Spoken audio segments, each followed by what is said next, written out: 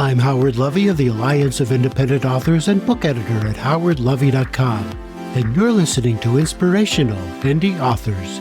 Every episode, I interview an Ally member to find out what inspires them and how they are an inspiration to other authors. My guest this episode is Steven Leibo, an international affairs expert who spent decades teaching and commenting on global politics. In retirement, he has devoted himself to a sweeping fiction series set in the 19th century, following an American and Chinese family through major events that shaped both nations. His work blends real-world events with themes of identity, immigration, and cultural conflict. I'll let Steven Leibo tell his story. Well, hello. My name is Steven Leibo, and I'm delighted to be on Howard's show. My current obsession, though, for quite a number of years, is I'm the author of a family saga called the Sino-American Tales, which includes a number of different books, which is basically following a single multi-ethnic family in terms of what's going on in the history of the late 19th century, early 20th century in both China and with the Chinese American community here in the United States. And I've been working on this really for years, and especially in recent years, full-time as I've retired. It sounds like you haven't really retired. Well, in one sense, I've always thought this was my fantasy retirement. My career was much more diverse. I was a professor, political commentator, and a writer, nonfiction works and fiction. And my image of my retirement was just to focus on historical fiction. And I think of it as a themed retirement. I mean, I would lose my mind if I didn't have something specific to do. And I focused on this one thing. And to my mind, it's literally a themed retirement, which right. I'm not sure if I made that up or not. No, that sounds great. What's better than sitting around or just playing pickleball or whatever you're supposed to do after you retire? So from my patio, I can watch people play pickleball. So I know the possibilities. They're available right in front of me. Yeah. Well, before we go too much into that, let's go back in time a little bit. Where did you grow up, and was reading and writing always a part of your life? Well, two things on that. In terms of the broader question of who I am a third generation San Franciscan with all of the implications of what that means. As a writer, I'm just kind of one of those obsessive scribblers. I mean, I quite literally sent off and submitted my first book manuscript in 1962. And at 19, I started writing a diary, which I still have going today. After all of these years, literally almost a daily diary since 1969. So yeah, I'm one of those people who is not capable of making it through a day without writing something down. Well, that's great. So what did you do? I mean, where did you go to college? Well, actually, I went to Santa Clara High School, Homestead High School. I was born in San Francisco, grew up around there, but more immediately dead center in Silicon Valley. Went off to Foothill Community College, University of California at Santa Barbara, Washington State, whole range of different places. Ended up on a Fulbright living in Paris for a year for free. I'm, such a burden, studying the relationship between Asia and the West, which in some ways kind of flowed out of my background. If you're from San Francisco, that is your background. Exactly. Yeah. Now, you also held a wide range of jobs, from shoe salesman to fuller brushman. How did those early experiences kind of shape you as a writer and a thinker? Well, you mentioned the fuller brushman and the shoe salesman, gas station attendant, but what people usually focus on is I spent a couple of years at Stanford interviewing people about their sex lives, which is a whole another kind of interesting story. But basically, because of some complications in my family background, I put myself through high school and college and ended up, quite by accident, creating a professional and writing career that paralleled my own family background, which is that kind of multi-ethnic world of, frankly, again, San Francisco. Now, I can't let you mention the Stanford interviewing people about their sex lives without asking you to elaborate a little bit on that. Okay, well, the short version is I was interviewing people about their sex lives. What I was really doing, we're talking 1975, 77, was interviewing people about the decision-making associated with having themselves sterilized, tubal ligation, vasectomy. And this, of course, was tied up with an interview before they did that, and about a year later, and satisfaction. Of course, it was all tied up with sexuality, contraception, all those kinds of things. Interestingly enough, the best part of this story, if you will, was I interviewed the males, had a female partner who interviewed the females, and after they left, we would compare notes, and it was on. And you couldn't tell that those couples, based on what they said, were even married to each other. It adds to this sense of how males and females, husbands and wives, often see the world rather differently. But it was quite an experience. I'll bet. So what drew you into international history and politics? Well, people often ask me that. I mean, I grew up in a world where really one of the most multi-ethnic cities, as we all know in America, particularly associated with Asian-Western relations. I didn't know these questions were international. They were just whoever you had lunch with or who your relatives were. I grew up in a world where, well, I would literally go to Passover and half the people around me were Chinese. Mm. Interesting. So you were already a student of an international student even before you chose that as your career. Oh, before I knew that was anything other than, lunch companions. So tell me how you got started in your career and kind of give me maybe a brief rundown of your resume before you became a full-time author. Well, of course, you can't sort of become a professor of international Asian Western relations without being an author. You end up writing a dissertation. But my first writing, aside from the 1962 submission, which was rejected, and I'm still upset about that, was a novel written for those are people who are familiar with the Vietnam era, particularly California. The University of California at Santa Barbara had a confrontation with the Bank of America, with the local police. And I wrote a novel about that when I was about 21. It was terrible. It's embarrassing to read. And at the same time, I was taking classes in modern Asia and modern West, separately, actually. This was through the bachelor's and master's degree at the University of California. And then over time, I ended up creating my own doctoral field, which was the relationship between the two of them. So as a nonfiction writer, books in this area, my dissertation was about a Frenchman who helped develop the naval educational development in China in the 19th century. It simply became sort of my specialty. And this is kind of unusual.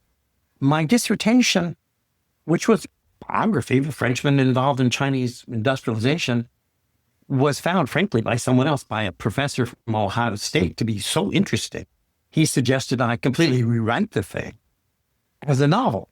So the book came out as a Berkeley book, academic nonfiction, and then I totally worked it around and turned it into the first novel of the Sino-American Tales, this novel about, a bit like Gone with the Wind, unrequited love in the middle of a civil war. It was going on at the same time as our Civil War, except instead of the North and Lincoln and the Confederates and Jefferson Davis, you had the Chinese, Confucian, Manchu dynasty in the north in Beijing, and the other half was a separate, parallel Chinese empire built by a gentleman who had decided he was the little brother of Jesus Christ. Oh, wow. Huh. So you took, basically a true story and you fictionalized it. How do you go back and forth between invention and staying true to real history? Well, there's two issues. First of all, the suggestion was to turn my dissertation into a novel. I didn't want to be locked into the individual's personal history, so I didn't borrow his life, I borrowed his work. Now, here again, we've got a core issue of what is historical fiction? In my mind, what I try to do, and I heard Richard Dreyfuss say this once, and I thought it was great. I don't know if he made it up or not, that God was the best screenwriter. Mm-hmm. So I don't plot so much as I follow these families, this family, through the decades and the generations. I look for events that happened in chronological order that I fit my characters into. So I'm not making up a dramatic development. I put my characters that I have made up that emerge in the first book, Tianguo, the Heavenly Kingdom, Continuing Beyond the Heavenly Kingdom, Under Heaven's Watch, there's a whole series of them. And I plug my people alongside real people and real events. And that's sort of how I do it. I kind of think of it as, history with sugar and fiction. Like, most people encounter history as in the movies, historical fiction, because real history, narrative history, doesn't have the drama of, the opening act 1, act 2, act 3, the crescendo, all the kinds of things. And many people find history, understandably, as we are lovers of stories, when it's worked into that more familiar format. So that's sort of what I do. Yeah, yeah. And personally, I love these kinds of big sweeping narratives that follow individuals and families over time, and what happens to people as they relate to larger issues, but also smaller issues in their families. And when you're dealing with something like, let's say, The Gilded Age, which I'm very familiar with because it was filmed around where I worked for most of my career, or Downton Abbey, when we're talking about the late 19th, early 20th century, a little bit like the world we're living in right now, we're talking about a period where practically every month brought a new technological change. And that makes it fascinating as you're following it, in my case, but it's really similar to what Julian Fellows does, is you're finding these individuals as they're aging, they're using new kinds of technology, and you're just integrating this story, which makes it particularly fun because it was late 19th century, somewhat like right now, a particularly fluid period. Yeah, yeah. I was reading somewhere, I think on your website, that you incorporate Mark Twain and General Grant in your story. I'm currently reading this new biography of Mark Twain and how he was caught up in all these new inventions and all these failed investments in them. Oh yeah, the man was terrible. I've read the book, and I don't live that far from the Mark Twain house. I basically tell people, I've got a doctorate and all these different degrees, but basically everything I know comes either from Mark Twain or Star Trek. Exactly. So I go to the house quite often. Good. And done writing, going and attended writing workshops and stuff. Yeah, I include a great many people that are well known. One of the great delights of my work was not well known except in certain communities, but there's a particularly well known Chinese American who was very involved in trying to integrate China with American technology in the 19th century. He died about 1912. He's a character that I have fictionalized, as I had done with a great many other people. But I got recently a letter from his niece saying how much she had enjoyed reading the fictionalized version of her uncle. I had to look her up. She was over 100 years old. Wow. Amazing. That's quite was it a fan letter, I hope? I can literally tell you, I just read your book that was given me by my grandson, who's about my aunt, blah, blah, blah. Yeah, her name is Jane Kellogg, and this guy, his name is Yuen Wing, married a woman named Kellogg. They're both married in Hartford. They were married and buried in Hartford, Connecticut. They were buddies of Mark Twain. Mark Twain wrote a lot about the Chinese American situation in his career and knew the Chinese community of Hartford quite well. It had been brought over from China, introduced into different schools in America to take a body, quite a few dozen, young Chinese in the late 19th century, to introduce them to Western languages, Western technology, things of that sort. And Twain knew the community quite well. Yeah, yeah. He was ahead of his time in terms of that community and how they were treated. One of my characters builds a whole writing career that's somewhat parallel to Innocents Abroad. Before we go more into your writing, let's backtrack a little bit and go into your varied career, because there's a lot to it. You wrote about Asia and the West, and you've also written about climate change, and you were involved with Al Gore's project a number of years ago. Can you kind of tell me absolutely. How After that evolved? Gore did The Inconvenient Truth, Mm-hmm. he created an organization that eventually became known as the Climate Reality Project. And he invited, originally to Nashville, summer 2006, early 2007, a number of people, maybe 50 initially, about 100, 150 early on, and he would train them to go out into their own local communities and give lectures, basically doing the inconvenient truth and doing something the movie couldn't do, which was answer questions. I was one of the original people that was trained, in my case, January 2007, and then began, well, probably over 1,000 public talks, mostly in the United States, mostly in upstate New York, on climate change and answering questions. And Gore created an organization, still very active and now global, where people are constantly supplied with the new information as climate change goes from something that was likely to happen to something that is regularly, of course, happening.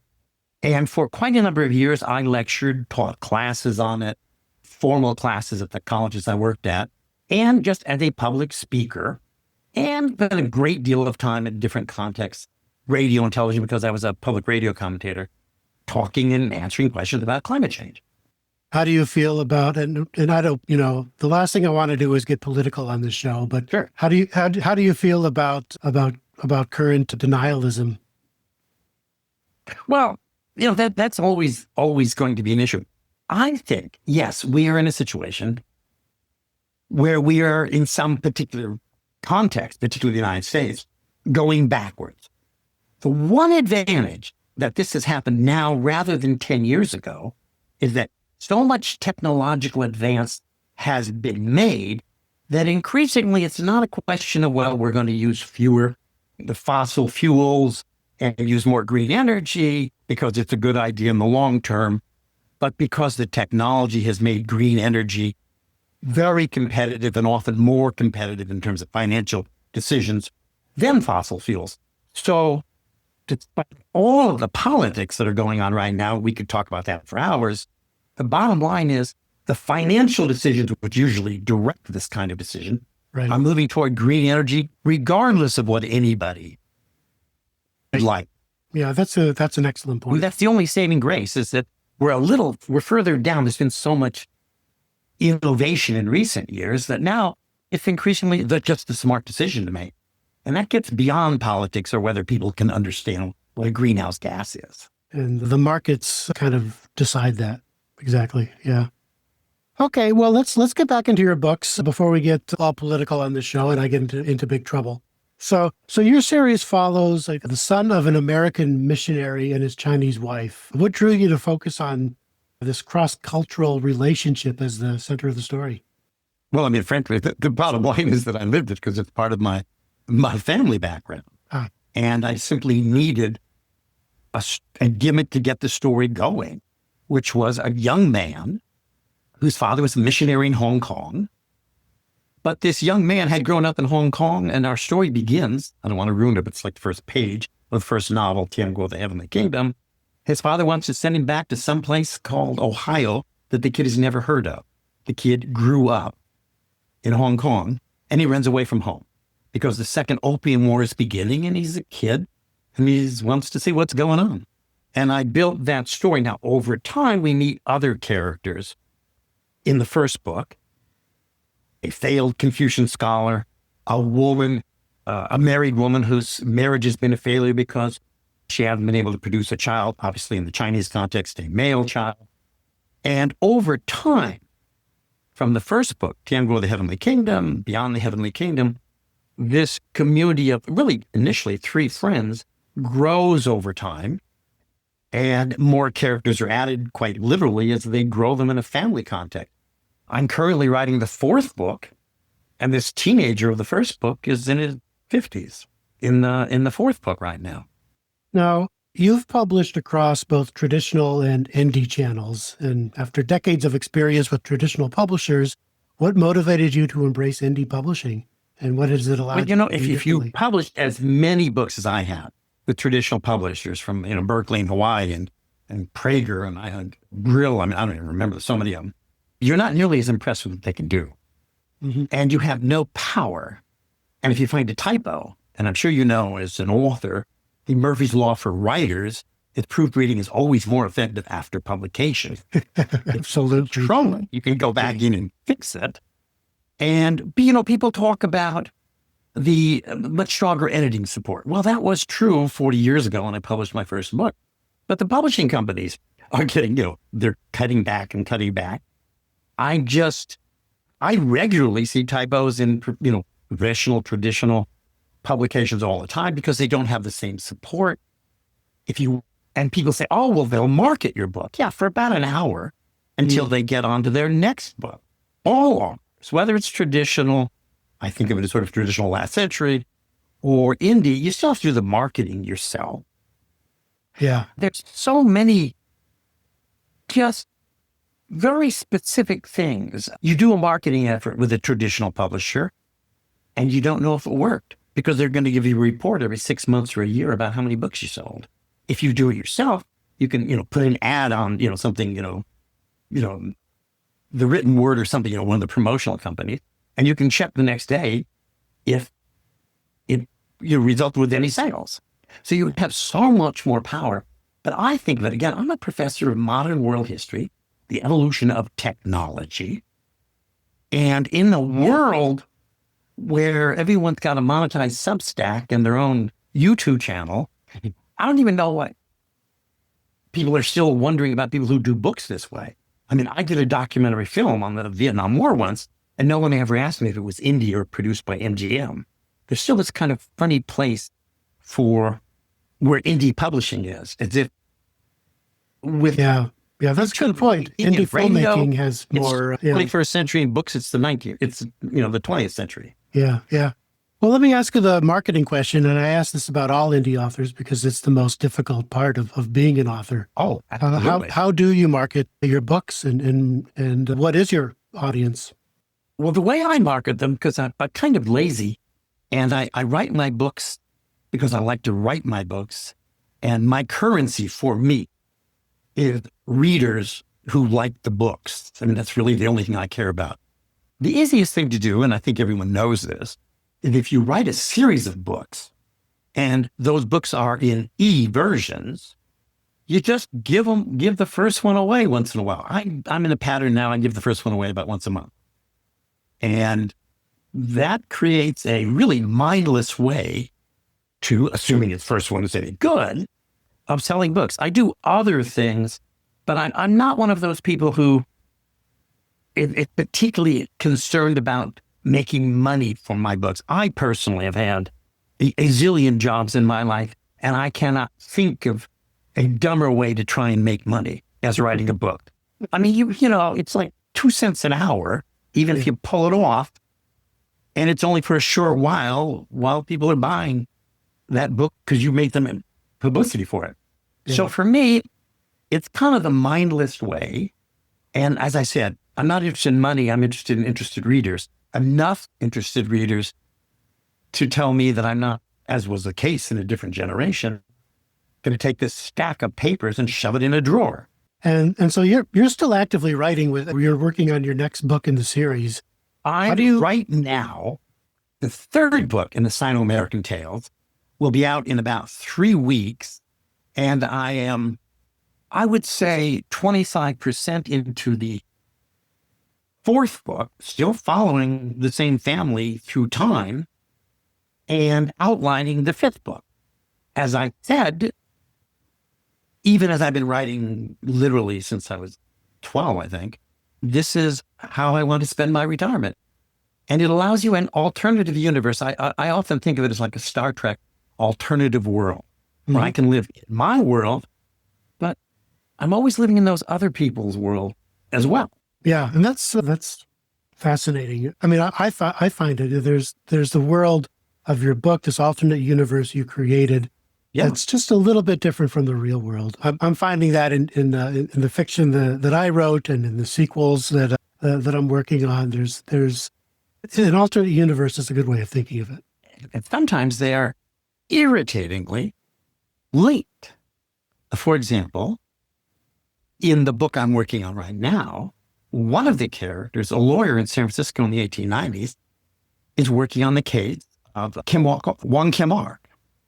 Wong Kim Ark is not particularly well known and is about to be very famous because in 1898 at the Supreme Court, he won the case that having been born in San Francisco, he was automatically an American citizen despite all the prejudice against the Chinese in America.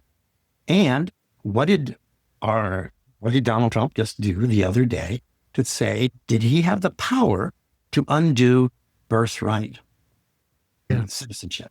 Yeah. And I mean, we're going right back to Wong Kim Ark. Yeah, we're going back to the 1898. 19th century, isn't it? Well, that was, I mean, there was a lot of ambiguity about what made you an American citizen until that case.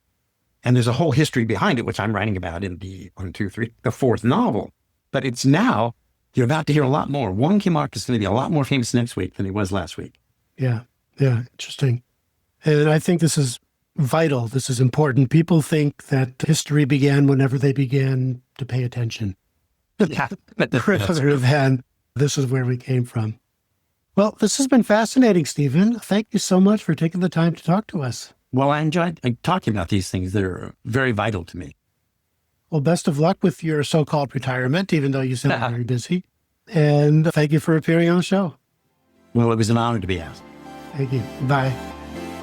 You've been listening to Inspirational Indie Authors. I'm Howard Lovey, Content and Communications Manager at the Alliance of Independent Authors and book editor at howardlovey.com. If you are a member of Ally and would like to be considered for the show, please write to me at howard@allianceindependentauthors.org and tell me what inspires you and how you can inspire other authors. As always, find more author advice, tips, and tools at our Self-Publishing Advice Center, selfpublishingadvice.org. And if you haven't already, we invite you to join our organization and become a self-publishing ally. You can do that at allianceindependentauthors.org.